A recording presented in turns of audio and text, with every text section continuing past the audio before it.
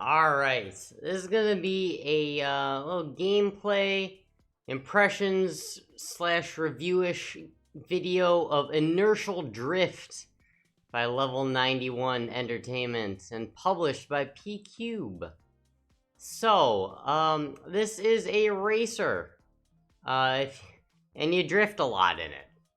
Surprise, surprise, it fits the name quite well. So there's a few things in this game.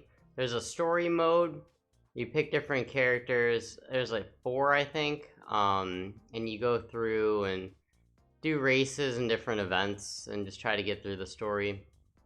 There's challenges that you unlock after you do some stuff in the story and things of that nature.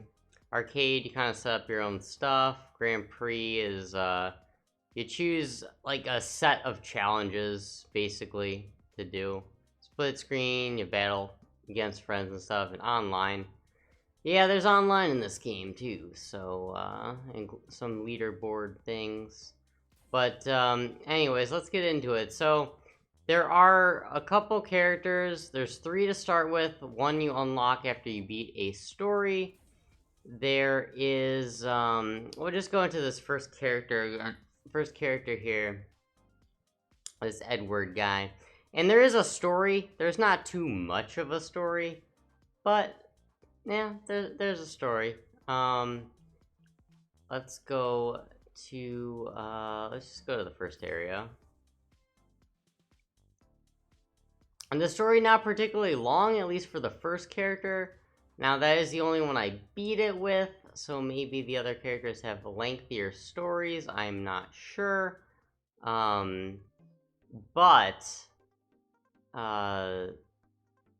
it wasn't terribly long to get through. I think it was like an hour and a half, maybe? Hour and a half to get through the story.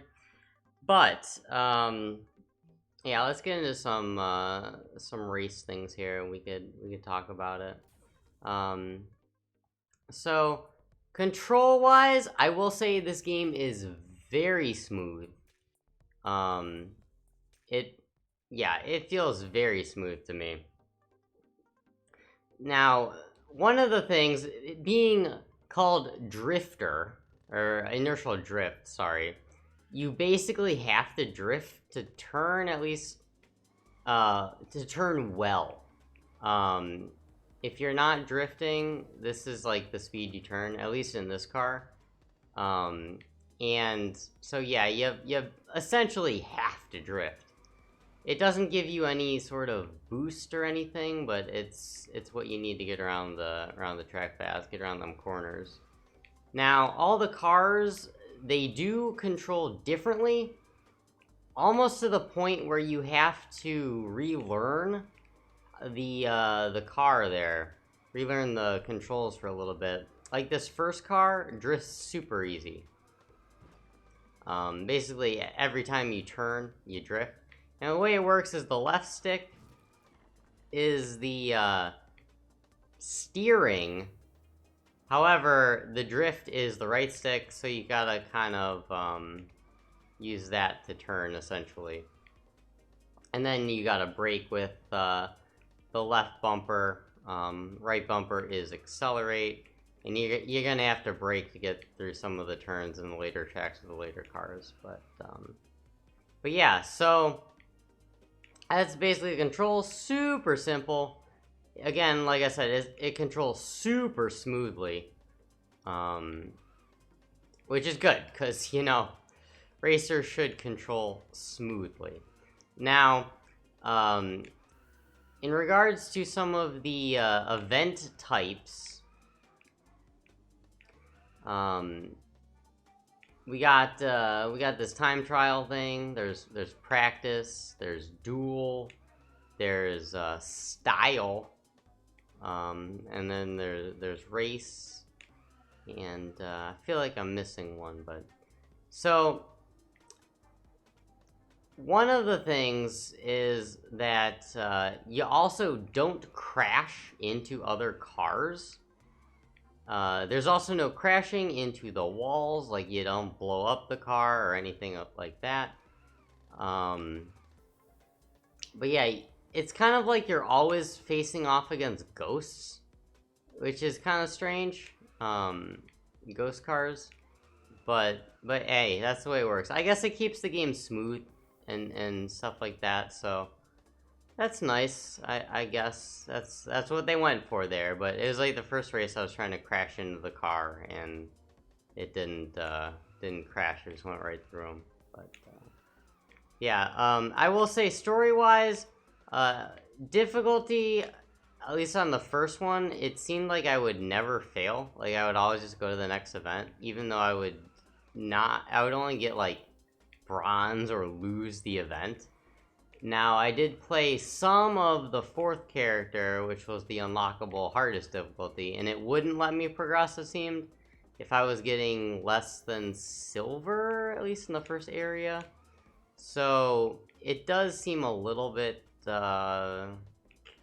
more like you have to actually try on that one. So let's look at, like I said, there's ghost battles and then there's races, but it's like the races and the ghost battles almost feel the same. But anyways, so yeah, those are the event types, the story stuff. I will say, graphically, this game is amazing. I like the graphic style. They did a great job on that. Yeah, it was, that's, that and the music. The music is also very well done. Might be, like, my favorite parts of the game. So, yeah. And I guess there's areas you unlock after as well. But,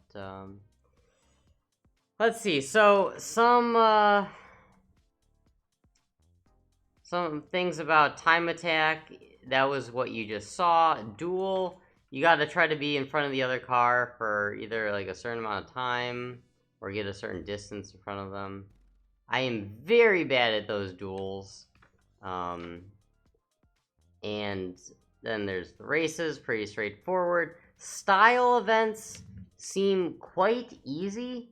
The way style events work is you basically get points if you're not crashing, and you get points for drifting. You'll get like a multiplier and stuff like that. Those I found were the easiest.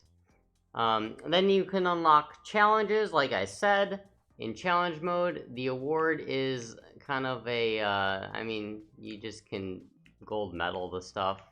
And there's different cars in here, and you can see the different accelerations, handling, and stuff. Like I said, it does feel different with each car, almost to the point where you have to relearn. Play a few races to relearn it, which is nice. I do like that. I think that's good.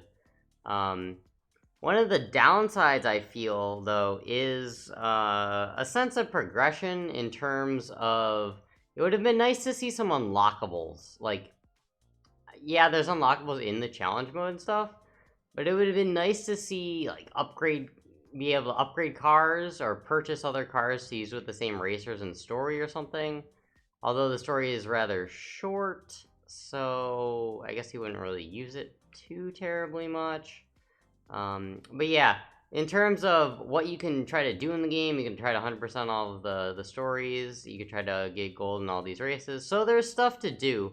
There's stuff to get, reasons to get better at the races, but I would have liked to see a little bit more unlockables or upgrades, because me being an RPG fan, maybe that's just it, that I'm an RPG fan, but I like seeing stuff like that.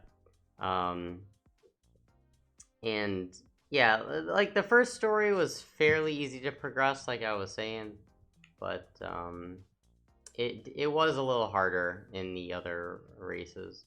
So that's challenges. There's not terribly a ton of them. And then like Grand Prix, we'll look at the layout there. So yeah, it's basically like challenge mode, except you got a set lineup of events there to go to. And then there's split screen if you have someone to actually play with. And then there's online, and I can't really tell you about the online because I could never get it to actually connect to somebody. I don't know if that was a connection issue or it was the fact that there's not that many players. So, I mean, the game is relatively new, and I don't think it's super well known, but yeah, I tried several times on multiple days, and I couldn't get it to work. So, yeah.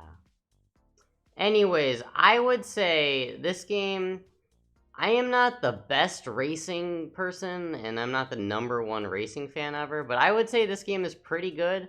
Like I said, I wish it had a little bit more sense of progression, sense of unlockables and things. Like I said, there is, you can gold medal the stuff, which might be enough for some people, but I would have liked a little bit more in terms of that. But I mean, it feels smooth as silk, at least especially that first car.